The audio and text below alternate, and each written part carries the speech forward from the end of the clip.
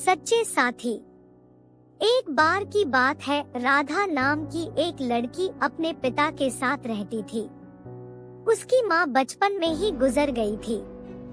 वह अपने घर का काम करती फिर कॉलेज जाती थी। कॉलेज जाते समय वह रोज रास्ते में एक जगह पक्षियों को दाना डालती थी।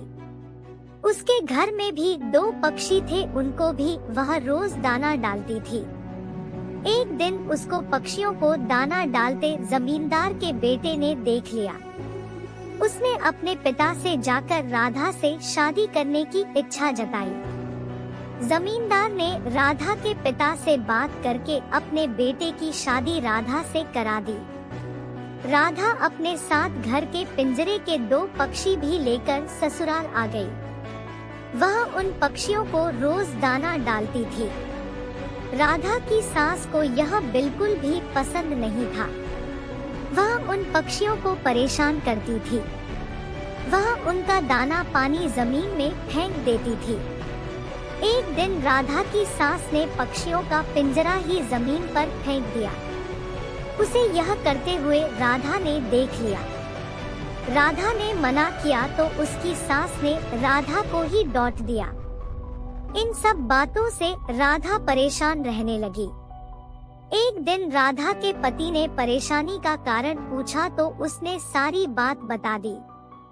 उसके पति ने राधा को पक्षियों की भलाई के लिए उनको पार्क में छोड़ने की सलाह दी। अपने पति के कहने पर राधा ने उन दोनों पक्षियों को बाकी के पक्षियों के साथ पार्क में ही छोड़ दिया। वह उनको कभी कभी दाना देने पार्क में जाती थी।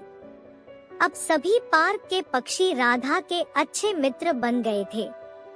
पक्षी अब राधा के घर पर भी आने लगे। राधा की सास को जब यह पता लगा तो वह गुस्सा हुई।